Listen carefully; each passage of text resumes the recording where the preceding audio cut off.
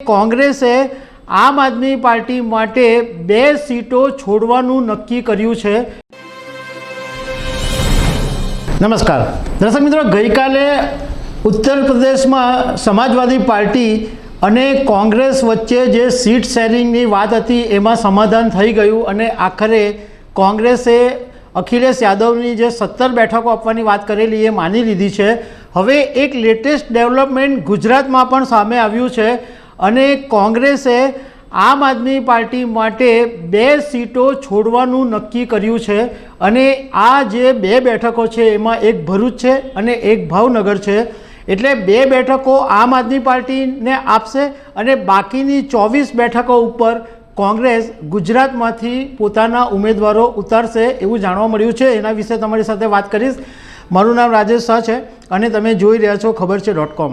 દર્શક મિત્રો, ઇન્ડિયા ગઠબંધનનું છેલ્લા ઘણા સમયથી સીટ શેરિંગનો જે મુદ્દો હતો એ ઉલઝાયેલો હતો અને એની અંદર કોઈ સોલ્યુશન નહોતા આવતા, પરંતુ ગઈકાલે ઉત્તર પ્રદેશમાંથી એક આશા જન્મી અને ત્યાં ગાડી સમાજવાદી પાર્ટી અને કોંગ્રેસ વચ્ચે ગઠબંધન થઈ ગયું।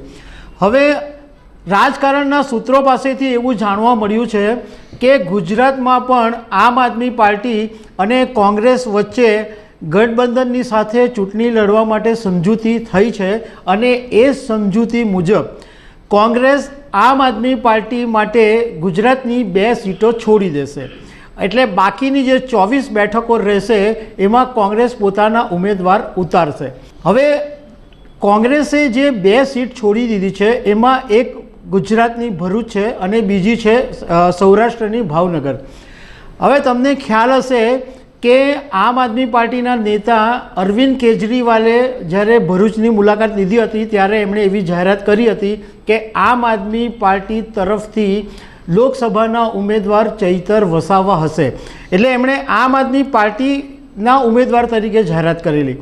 હવે ઇન્ડિયા ગઠબંધનનું જે સમજૂતી થઈ છે એમાં કોંગ્રેસ અને આમ આદમી પાર્ટી એટલે ગઠબંધનના નેજા હેઠળ ચૈતર વસાવા ઉમેદવાર હશે એવું લગભગ નક્કી છે।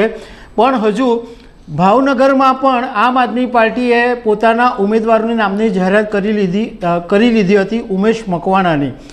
હવે સૂત્રોએ એવું કીધું છે કે ભાવનગરની જે બેઠક છે એમાં ગઠબંધનનો ઉમેદવાર કોણ હશે એના વિશે હજુ સસ્પેન્સ છે, પણ મોટે ભાગે આ ઉમેશ મકવાણા જ ગઠબંધનના પરથી ચૂંટણી લડે એવી પણ શક્યતા રાજકારણના જાણકારો જોઈ રહ્યા છે।